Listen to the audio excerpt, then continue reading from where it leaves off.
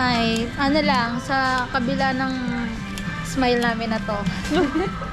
Lu. Malungkot kami, guys. Siya lang. Ay, ako lang. Malungkot pa ba yan? Tawa nga ng tawa yan, no?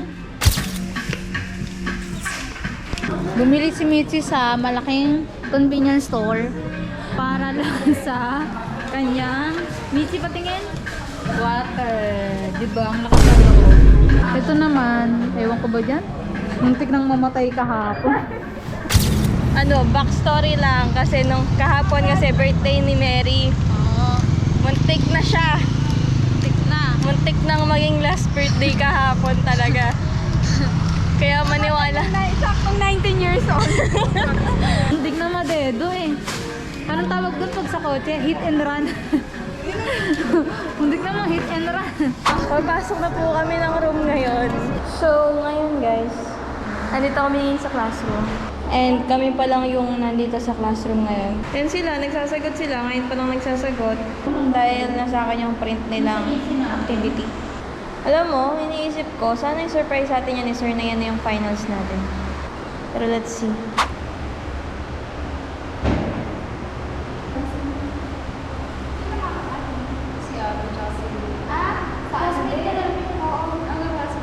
Bakit ako lang si Mitzi?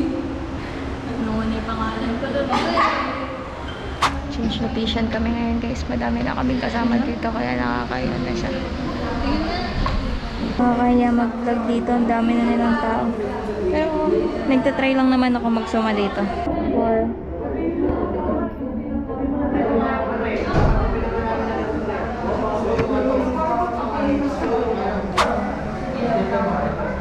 Tutok mo pa. Gulat ako na kaano na. Ano ba? Ay guys. parang yung nakaraang vlog ko yung episode 9 ko. Tanong ka namin kung masaya ka ba?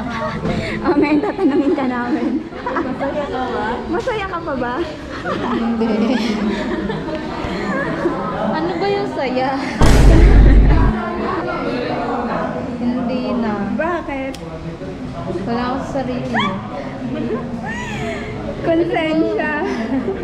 Nakakain na ngayon ng konsensya. Ewan ko ba? Pero ano, feeling mo tama lang naman yung ginawa mo. Oh, para din naman sa amin. Huwag na nga. Lahat kami masaya bukod kay Rich. Araw niya to eh, araw niya. Kahapon, to. Ngayon araw ng pagdadala Ni Rich. Na lumabas na yung result ng finals namin. Naka 56 over 60 ako. Ang lakas natin gumastos kahapon. Tapos ngayon, Ngayon, nagbibilang ka ng barya.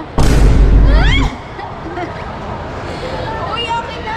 Naka 400. Wala na akong pera! Naka 400 plus tayo kahapon. Ay, may pera ako sa Gcash.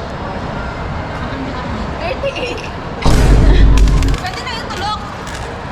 oh, 17 na, di ba? 40 ano.